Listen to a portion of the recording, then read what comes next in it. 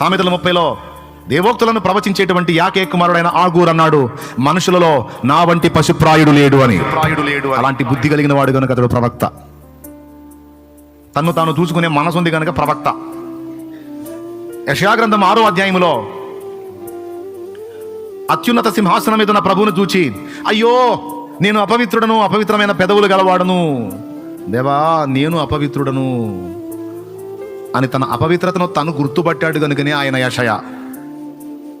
Bible గ్రంథం 66 పుస్తకాలు ఉంటే 66 అధ్యాయాలు ఉన్న ఒక అద్భుతమైన పుస్తకాన్ని మనకు అందించినటువంటి గతకాలం, భవిష్యత్తు, వర్తమానం 3 కాలాలు, భూత భవిష్యత్తు వర్తమాన కాలాలు 3 కాలాలకు సరిపడా సబ్జెక్టును మనకిచ్చిన గ్రంథం ఏదైనా ఉందంటే అది యెషయా గ్రంథం. అందుకే ధన్యుడైన ప్రవక్త, 66 అధ్యాయాలుగా పుస్తకాన్ని ఇచ్చినటువంటి ప్రవక్త అయ్యాడు. తనలోనికి తాను చూసుకునే తత్వం, తన నడతలను తను కనిపెట్టి తానేమై ఉన్నాడో దేవుని ముందు ఒప్పుకునేవాడు ధన్యుడంటే. ఇతరులను విమర్శించనేలా, ఇతరులను ఎగతాళి చేయనేలా, ప్రభా ముందు నేనే తేడా అనుకునే మనసు ఎంత మంచిది.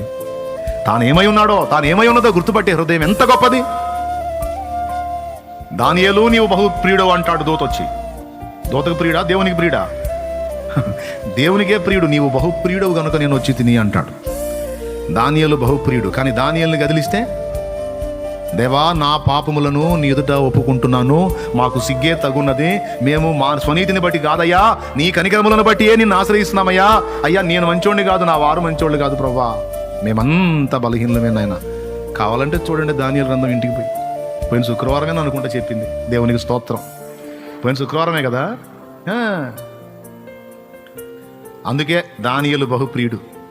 దేవా నేను పర్లేదనుకుంటే ఎట్లా? దేవా నేను పర్లేదనుకుంటే అసహ్యుడు. దేవా నేనేమై ఉన్నానో నాకు అర్థమైంది ప్రభువా, బహుప్రియుడు నువ్వు అంటు. ప్రైజ్లా. దేవా పురుగును అన్నాడు దావీదు, పురుగు వంటి వాడును ప్రభువు అన్నాడు. నా చిత్తానుసారమైన మనస్సు గలవాడు. దేవా పాపిని పాపములో పుట్టినవాడును ప్రభు. నాయనా నేను అతిక్రమకారుడను, నాకు తీర్పు తీర్చినప్పుడు నీవు నిర్మలుడు అయ్యా, నువ్వు నన్ను శిక్షించిన న్యాయమేనయ్యా, నేను మంచోండి కాదు ప్రభువా, నా చర్యలలో మంచి లేదు ప్రభువా, నేను దోషిని ప్రభువా, నా చిత్తానుసారమైన మనసు గలవాడేది నీవు దావీదు. బా ఎంత ముఖ్యమండి ఇది. ఇప్పుడు చెప్పినప్పుడు వింటామా? నిజంగానే అంతే ఉండాలా. అసలు ఇతరులతో మనకు ఎందుకు, మన సంగతి ఎందుకు మనం చూసుకోవాలి అనిపించిద్దా? ఇంటి బాగానే ఈ మొత్తం పోతాయి బావా. నిజంగా మీ హృదయంలో స్థిరపడి ఉండిన ఎంత మేలు. అప్పుడు నీకు అతిశయమే ఉండదు, ఇతరుల మీద మిడిసిపడే అహంకారమే ఉండదు. ఇంకా చెప్పాలంటే అందరూ నీకంటే ఉన్నతంగా కనపడతారు నీకు. హల్లెలూయా.